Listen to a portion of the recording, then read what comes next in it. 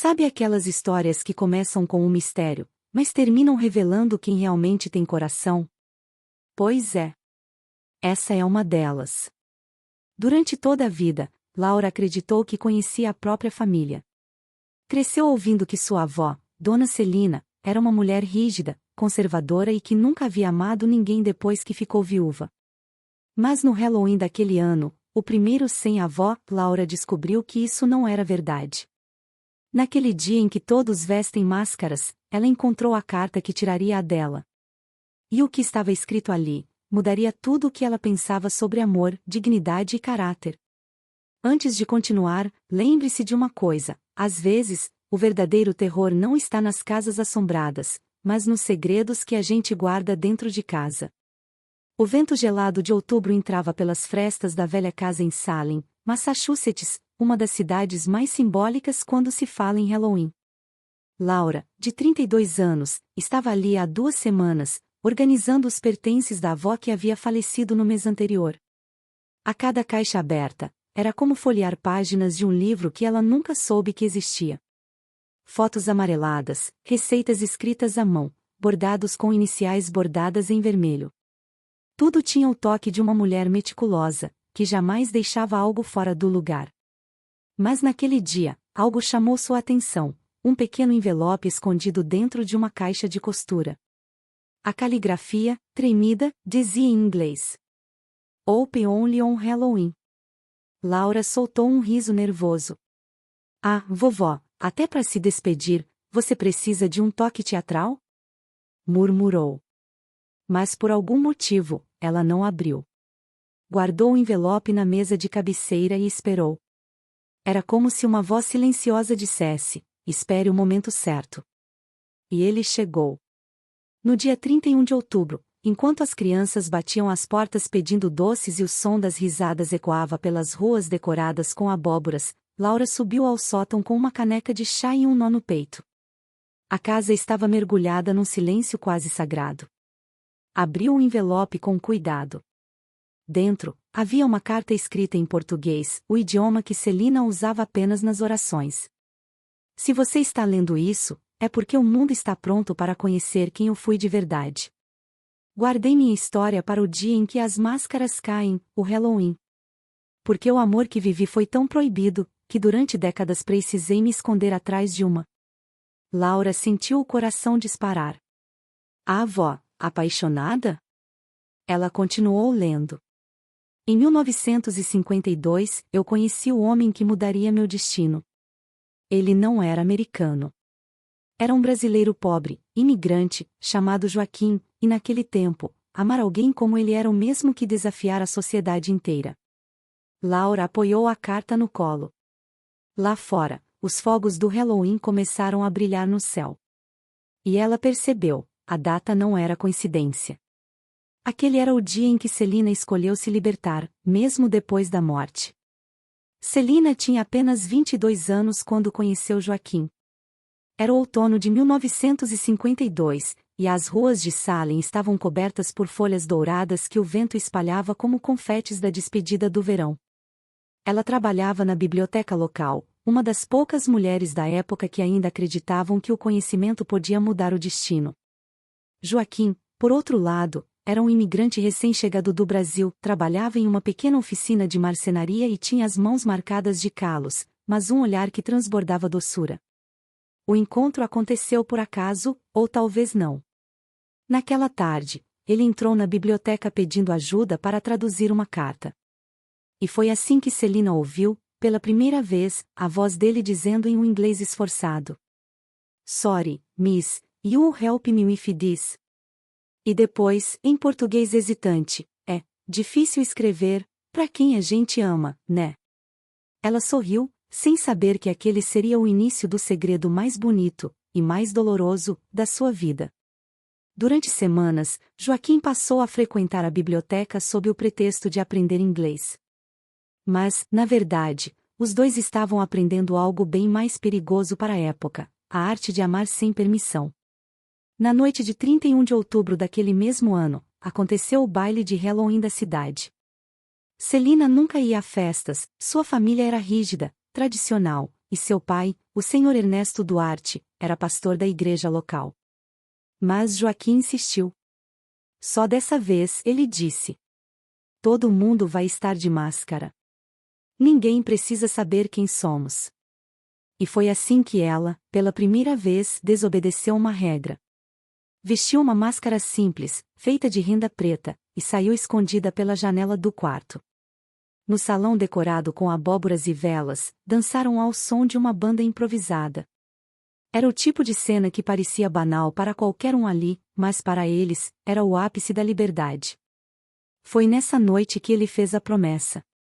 Se um dia a vida me afastar de você, Celina, jure que vai lembrar de mim sempre que as pessoas usarem máscaras. Porque foi nelas que a gente pôde ser quem era de verdade. E ela jurou. Com lágrimas nos olhos, respondeu. Então, se um dia eu precisar contar nossa história, vai ser no Halloween. O dia em que o amor venceu o medo. Laura enxugou os olhos. A letra de Celina estava tremida, mas firme. Cada frase parecia ter sido escrita com o peso de uma vida inteira de silêncio. Ficamos juntos em segredo por quase um ano. Eu o amava mais do que a mim mesma. Mas quando meu pai descobriu, tudo acabou. Ele o mandou embora da cidade. Disse que nunca mais queria ouvir o nome de Joaquim em nossa casa. Eu obedeci, mas só da boca para fora. A carta continuava. O que ninguém sabe, Laura, é que aquele homem voltou. E quando voltou, algo aconteceu que mudou o destino da nossa família para sempre. Laura respirou fundo. O vento lá fora batia contra as janelas como se o próprio tempo quisesse escutar. Ela percebeu que o que estava prestes a ler não era só a história da avó.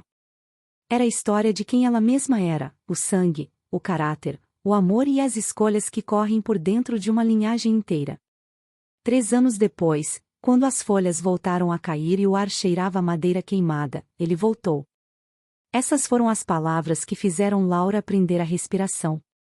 O papel antigo tremia em suas mãos, e por um instante ela jurou sentir o perfume de lavanda da avó, aquele mesmo cheiro que ficava no travesseiro quando ela dormia lá, ainda criança.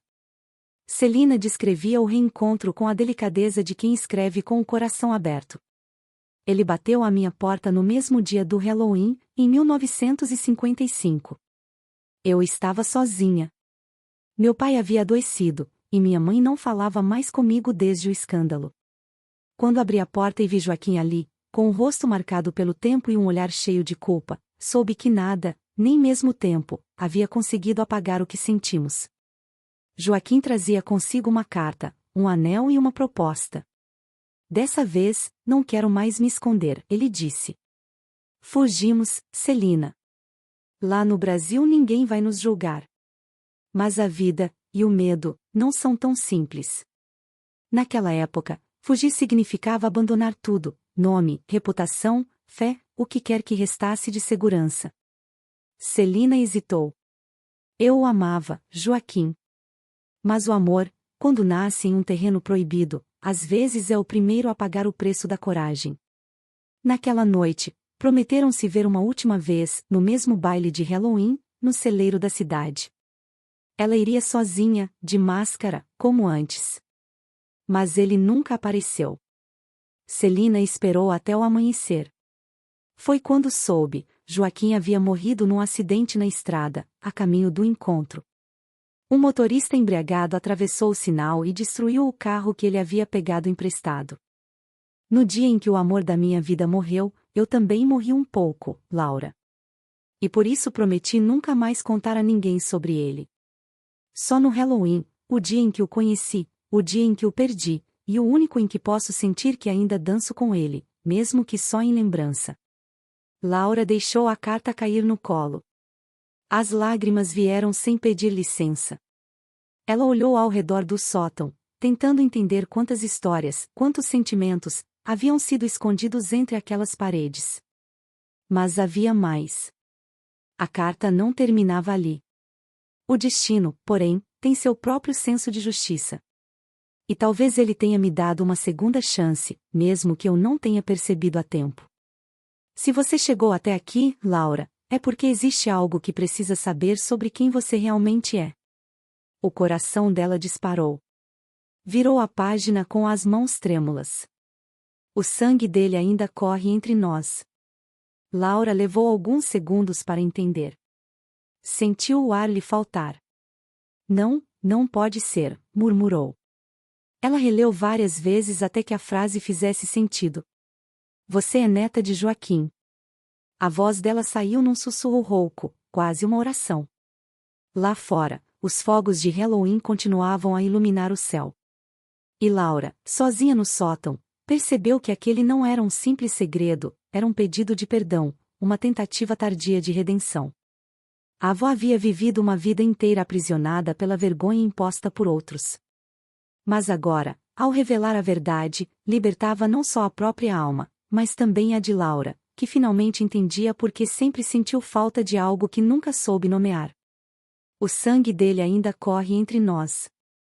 Essa frase ecoava na cabeça dela como uma batida distante, feita de dor, amor e dignidade. E talvez, pela primeira vez, Laura tenha sentido orgulho de carregar aquele nome. A casa parecia respirar. As tábuas do assoalho estalavam com o frio da noite, e o som distante das crianças rindo lá fora contrastava com o silêncio denso do sótão. Laura segurava a carta como quem segura uma herança invisível, o tipo de herança que não se mede em bens, mas em verdades atrasadas. Ela se levantou devagar e caminhou até o espelho antigo encostado na parede. Viu ali o reflexo da avó, o mesmo olhar firme, o mesmo queixo determinado, e um traço de melancolia que sempre carregou sem entender de onde vinha. Sou neta de Joaquim, ela repetiu, baixinho, como se testar aquelas palavras pudesse mudar a textura da realidade. De repente, tudo fazia sentido. O tom de pele ligeiramente mais moreno, os traços latinos que destoavam dos parentes, as perguntas que a mãe sempre desviava quando o assunto era de onde viemos. O silêncio familiar, agora, tinha nome e história. Na manhã seguinte, Laura decidiu procurar. Revirou álbuns, registros, certidões antigas. E lá estava, uma fotografia antiga de Celina, jovem, ao lado de um homem de terno simples, segurando uma máscara de papel em formato de abóbora.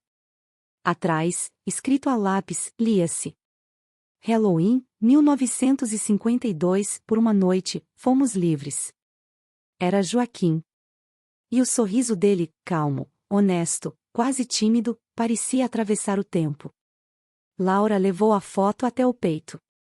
Não era só curiosidade. Era necessidade.